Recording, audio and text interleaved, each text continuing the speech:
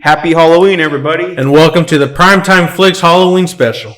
And today we'll be reviewing Halloween, which was released in 1978 and was directed by John Carpenter and stars Jamie Lee Curtis and Donald Pleasance and is about Michael Myers, a young boy who murders his older sister, Judith, and then 15 years later escapes from an insane asylum to return to Haddonfield, Illinois to kill again.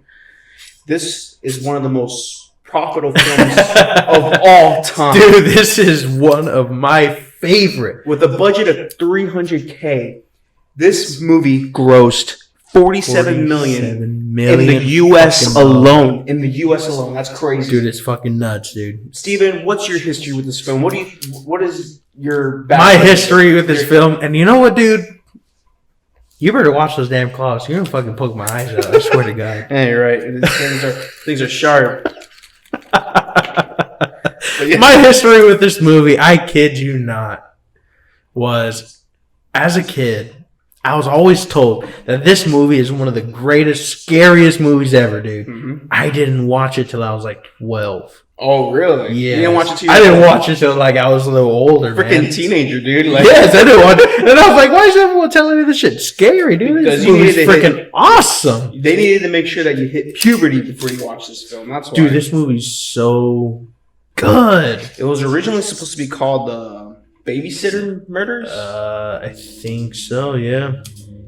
Then the movie opens with a sick shot of the pumpkin, which foreshadows the entire story. Yes. Michael Myers is carved into the pumpkin. Got a little knife hand carved in and everything. Dude, it's so cool. And then there we see the iconic chilling scene where he murders his sister. Not just that, but it's like a one take.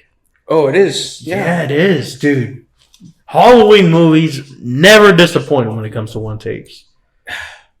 It's so effective. Even when he's watching his own knife form as he's standing. It's so stupid. he's admiring like the form he's getting. So dumb. Yeah, this film man, dude. This film basically started the whole slasher subgenre. It's impacted so many generations after this. Yes. Featuring basically the whole concept of a mass killer chasing. Of course, there were some, I guess, before this, but not. This one really shot it to mainstream. Well, they weren't as technical as this movie is. Yeah. Because the difference between other movies before, other slashers and stuff, before Halloween is Michael Myers is constantly in frame, even when you don't notice it. There are scenes where, he's in the background, he's sneaking around, or all that kind of that. I think it gives another sense of like fear, like where's he at? It set the template for films like Friday the 13th and Nightmare on Elm Street. And it also introduced the trope of the final girl, which is portrayed so well by Jamie Lee Curtis, who does a good job for the most part. Third act, she's a little over the top when it has to do with her whimpers and crying, but actually even she thought like her performance was kind of like scary, like she was kind of like getting worried about her performance, but John Carpenter himself told her like, "Oh no, you're doing really good." Dude, John Carpenter, he hits it out of the park every damn time. My favorite thing about the film is John Carpenter's directing. The way he crafted this film is the best part. I love every frame of it. He took a simple premise and elevated it to the extreme heights, creating a chilling atmosphere and building suspenseful tension that was so effective. Going off of that, you've never seen any a movie like this. They've tried to replicate it with Rob Zombie. They tried to replicate it with David Green and shit like that. Dude, they don't hit as deep as the original one does somehow. And I know Michael Myers has, a bunch of crazy movies, Curse of Michael Myers and all that kind of shit. But Busta Rhymes fucking whooping his ass. Trick or treat, motherfucker. And honestly, I'll be honest, that movie's actually that's a fun watch, man. I actually think Halloween Resurrection is pretty fun. Yeah, as much as people hate it, I actually prefer more than other entries like Season of the Witch and Season of Witch is another thing is this Halloween was supposed to be an anthology series, right? Yeah, that's what John Carpenter wanted it to be. Yeah. So that's where Season of Witch came from. It was supposed to be a Michael Myers story, a weird company with mask blowing kids' heads up or whatever. Yeah, I mean, and some other crazy He should have shit. produced on Trick or Treat. I think he would have added a lot of good ideas in that. Really, yeah. But, imagine this being like some same universe shit as Trick or Treat. Yeah. That's pretty much what it was supposed to be, right? Yeah. Yeah. He created a tense and suspenseful atmosphere throughout its atmospheric cinematography is what I should say. Innovative camera techniques and a haunting musical score performed and composed by John Carpenter. Yes. And that theme has become so iconic every year for Halloween and just horror films in general. It's Dude, like S tier. It's like when you hear it, like there's only so many movie themes that when you hear it, it reminds you of the movie. You got Jaws, Halloween, Star Wars, Exorcist, movies like Raiders of that. the Lost Ark. Raiders of the Lost Ark, dude. Indiana Jones. That theme song freaking kills it too. Oh, man, dude, the director. There's only so many movies. The way shots are framed and composed, things that are blurry and out of focus, slowly coming to frame like Michael's mask out of the darkness. And Carpenter knew this and maximized it to elevate the terror factor. Like in Michael's eyes. There's like I said earlier, like the direction of the movie, shots where Michael Myers is driving around and then he circles like that. You know, he circles around the corner. Or there's shots where he's in the car, or when he's walking, or the little kid gets, what's his name, gets pushed on the floor. He gets up. Oh, with the pumpkin? And no, he bumps into Michael Myers. And that iconic sound, dude. It's also, so freaking. There awesome. is some questionable moments in the sound design when songs would cut off. Oh yeah. Or when there's also ADR too. A lot of ADR like loops, like when Annie got murdered in the car. It was like they use the same like sound, noise like twice. But what are you gonna do with as small of a budget as this movie had? That's insane, dude. It's crazy because he directed the shit out of this movie. You can't make well performed. Like Donald Pleasance is good. He's so Dr. freaking Loomis. good, dude. R.I.P. And like just the character of Michael Myers himself, like. One of the reasons why I think the film was so effective is because of Michael Myers. You don't know why he killed his sister, why he's killing teenagers, and why he wears a mask. It's just one of those few times where it's best you know less than more. Yeah. It keeps that mystery factor in his characters so well, and it just adds a lot more weight to him as a character. Yeah, it's the idea of wrong place, wrong time. Yeah. Michael Myers sees her, and that's the girl he wants. Another aspect I found so fascinating about Michael Myers is the mask itself. It's if you think about it, it's a visual representation of like Michael Myers, and not a monster, but this blank, empty, emotionless creature that can't be reasoned with or silenced. Dude. And speaking of the mask, it's a $1 William Shatner mask from Star Trek with the face painted white with spray paint and the eyes cut out larger.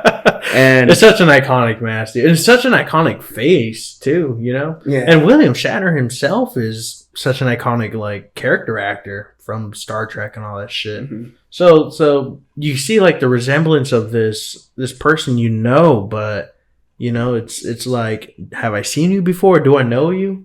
It's like the face of a stranger, but someone you've seen before. It's scary, man. I think that's really scary. I think Michael Myers' mask itself is scary on its own. Yeah. I think that's what one of the reasons why this film scared so many, impacted so many people in that time period. That there was people that claim that this film was like you said, it was super scary and you should wait and stuff like that. So yeah. So, the difference is, Freddy Krueger, you see his face, he's all messed up and shit. Yeah. Jason, you've seen his face all the time, he's coming out of the water and shit. He's all jacked up. All these horror characters, besides, you got, Michael Myers is constantly having his face covered. And you don't see what's under the mask. He can go all night murdering people. You can have a bunch of people seeing who it is, but they can never identify who, they never see his face. You can't identify who he is, and that gives another level of terror. There's this guy going around killing people, and nobody knows who it is. Yeah.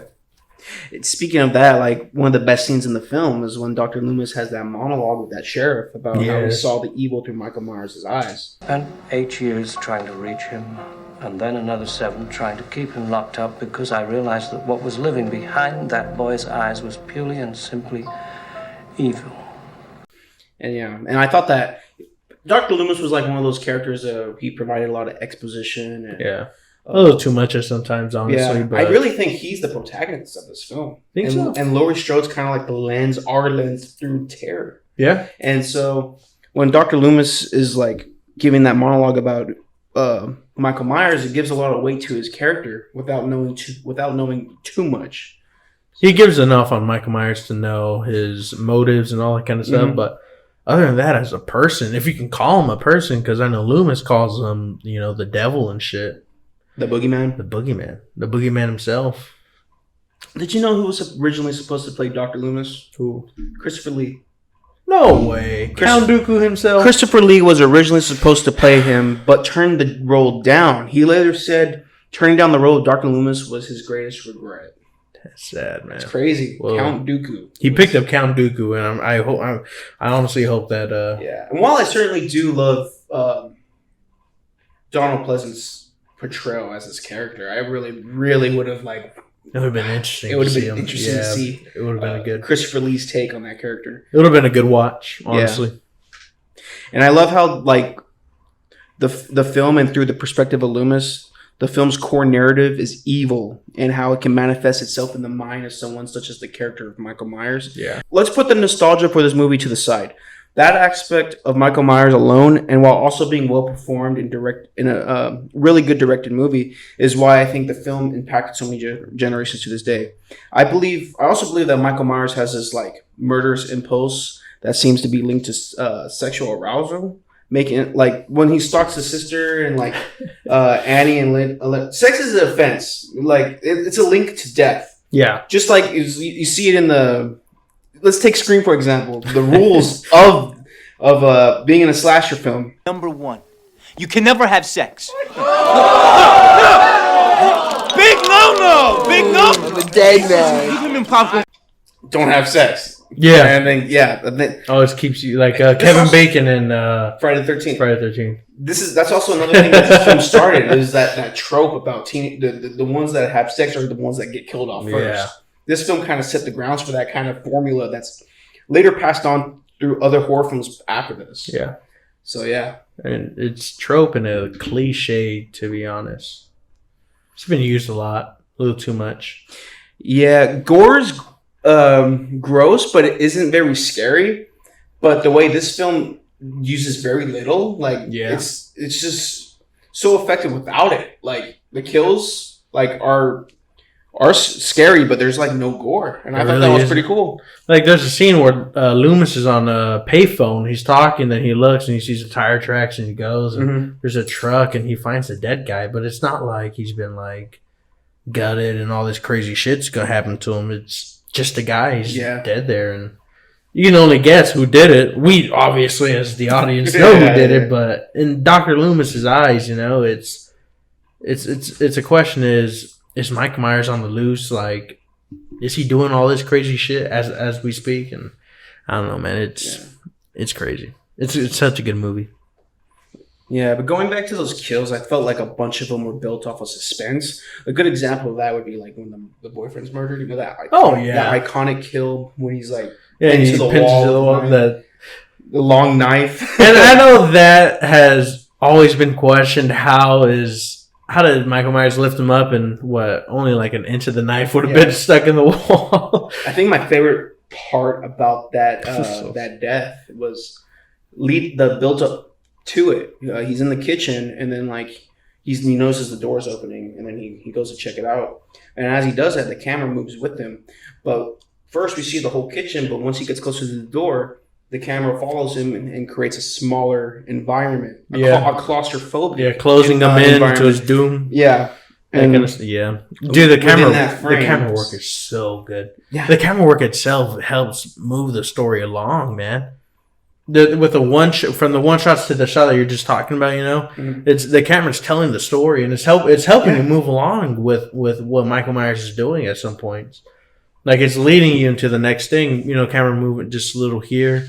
Or, when he bumps into Michael Myers at the school, Mhm. the camera's pulling back, and then it slowly, just slightly moves to the left, and then that's when Michael Myers comes into frame, just enough to where you see the interaction between both of them. Yeah. And it's so good. Or the shot where he's driving and it's first person, but it's in the back seat. Yeah.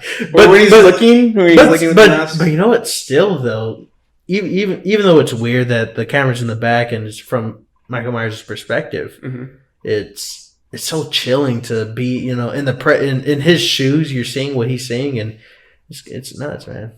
There's a lot of weird. Yeah. The film also captures that Halloween spirit, dressing up in your costumes, carving pumpkins, and just watching scary movies all night. They're watching the thing and like So cool. eating popcorn and stuff like that. So like, this is like until it then builds up to the chaos. Like the Friends acting for the most part is terrible. It's not good. It's not good. Well, again, it's a low budget movie, and a lot of these people, as Jamie Lee Curtis too, it's her first actual role. Lindsay, oh that damn dog. And then, what is that scene where they're walking and then Michael Myers standing outside the bush and then he goes, I in was the gonna bush. say that. Oh, Lori scared another one away. You know what scene actually had me dying was when she's standing and Michael Myers is standing outside and she's looking. The camera cuts to her, but then it cuts back and he's gone. Yeah, but she's obviously still looking at him. Like, where'd he go? I was like, what the heck? No, but she sees where he's at. Like, did he like run out of frame? That's what I'm saying. Did he see him do like a Navy SEAL roll or something in the bushes? Or man, but the camera work right there. It would have been nice if she looked away, but whatever. Still good. Which shot I thought was cool is when she's looking outside the window and she sees the shape carrying the body. In the dark, but you see like a silhouette. We know what that is, but she doesn't really know until she goes to the house and finds her friends all decorated. And that's another creepy thing about his character is how he decorates these bodies. That's basically like what he likes to do on his Halloween night. Doesn't he eat dogs or whatever? I got all tongue twisted. He's dogs, right? When they found when Dr. Loomis and the sheriff found the dog. They go into the house and the fucking dog's all devoured and shit in the house. It's crazy. And so, speaking of when Laurie finds her friends, that's when we get that iconic chase scene. Yeah, and he's running through the neighborhood. There's that shot where he's coming down the stairs. Yeah, it's so good, dude. Oh, so badass. Just like the way he, like with the knife and the mask, he just looks so iconic. Dude, he's such a towering figure too, dude. I think that's what adds a little more fear to it. Because he's so big, and when he busts through the freaking closet door and shit, and she's screaming, she stabs him in the fucking face with the hanger. Yeah. But dude, he's so huge, man. It's fucking scary. Yeah, I think this Michael Myers and James Jude Courtney are my favorite. Really? Yeah.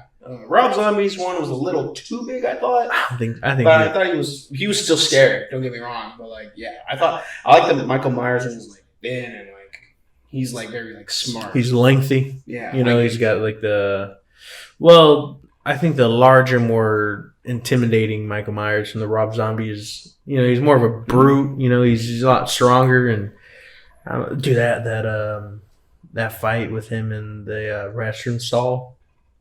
In the Rob Zombie Michael Myers movie, so cool. Yeah, dude. So cool. Yeah, when he's banging his hand against the stall, the dude's taking a deuce. Yeah, man. But yeah, man, this movie, the original Michael Myers stands on its own, and it's sad that so many sequels come after this one. Yeah, that try to revisit the Michael Myers lore.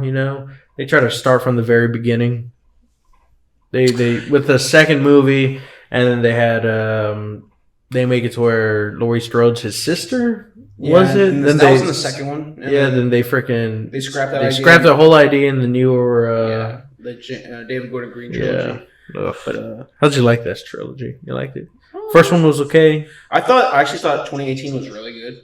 Yeah. Halloween Kills is not a good movie. It's not a good movie, but I think it's guilty pleasure. Yeah. A lot of cool kills in it. And then it's basically that one. If you look at it from this Evil dies tonight. Evil dies tonight. It's so stupid. Yeah, but if you look at the perspective of Michael Myers is the star of that movie. If you want to see a Michael Myers based movie, just going around, the formula is used, the story is done. There's no more story that you can do. It's all been done before. Everybody's just trying to make money. But if you look at Halloween Kills from just like, oh, this is a Michael Myers film where he just kills people. Halloween Kills is a good film for that. Halloween Ends, I did not like at all. I didn't like the whole storyline with Corey and all that crap. Yeah, but as far as the original, on a technical level, thematic and character study, Halloween 1978 is a game changer for the horror genre and really showcased why John Carpenter is a badass director. Dude, he's so cool, dude. Everything he touches. Everything he touches is freaking fantastic, dude. It's a film I love to watch every Halloween. And this is probably the greatest Halloween-inspired movie. Yeah. I remember putting this one on VHS all the time when I was a kid. I had the VHS. Even the VHS itself was creepy. It was just like a plain white. It just had like a plain white sticker that just said Halloween on it. But really? It would be start off all staticky. The quality, I love the quality of VHS. VHS. Yeah. I have Pulp Fiction on VHS. Dude, I bet it looks great. Awesome. I haven't seen it on VHS, but films in general just look different in VHS.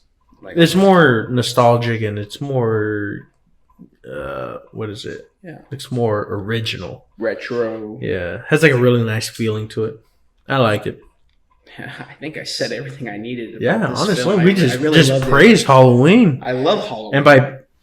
And you know what? Out of 5 stars, as usual, what are you ranking it?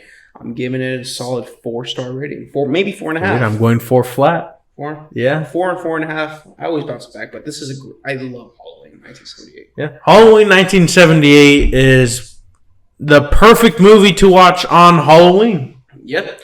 If you want fear, you want fear. You know what? Scares. Michael Myers. You want a good idea for a Halloween costume? Just go get a random celebrity mask painted white, cut the eyes out a little bit, give it a little love and put it on. Then go out killing people. No, don't go out killing people. I'm joking around. That's a no-no. That's a no-no.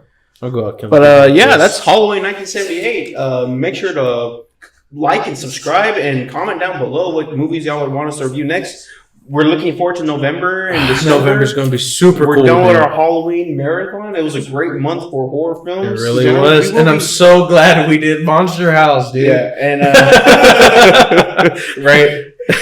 But we will still be doing horror movies throughout the rest of the year. We went a little too ham on horror. October is a good month for horror. So we'll be moving forward with more videos, and I'm Matt. I'm Steven Gomez, and this was Primetime Flicks. And I tried to get it at the same time as you.